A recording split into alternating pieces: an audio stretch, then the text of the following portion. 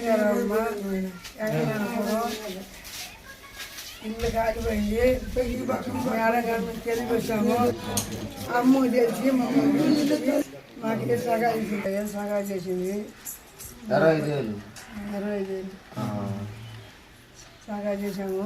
పోయి పిల్లలు అందరూ పోయాము. అక్కడ వచ్చింది మాకు ఏందో మాకు దూరం చేస్తే కొంచెం చేస్తే మంచిగా చేసుకుంటాము. ధన్యవాదాలు అమ్మగారికి. నమస్కారం. నాది వెంకటనాపురం గ్రామం. ఈ నెల 9వ తారీఖున ఈ తులసం గారి రావమ్మ ఇంట్లో నిస్వార్థం జరిగింది. ఈ ఈ కరెంటు వల్ల వాషింగ్ మిషన్ అంటుకుని నిద్రిస్తున్న సమయంలో మంటలు లేచిపోయి ఆమె అడావుడిగా బయలుదేరిపోయింది. ఈ విషయం వచ్చి ఇంట్లో వచ్చి మొత్తం ధ్వంసం అయిపోయింది.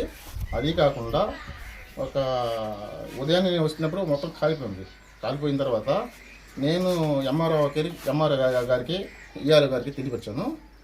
ఇప్పుడు వాసన్న ఆధ్వర్యంలో నేను తెలియపరిచాము.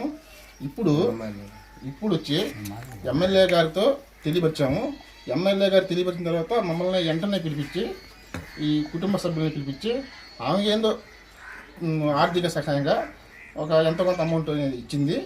కాకపోతే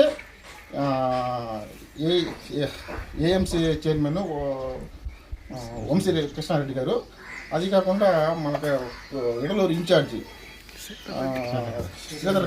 శ్రీధర్ రెడ్డి ఆధ్వర్యంలో మన మత్స్యకారుడైన మన వాసన్న గారికి ధన్యవాదాలు తెలుపుకుంటూ ఏదో మన కార్యకర్తలు అయితేనేమి, గ్రామం అయితేనేమి, ఈ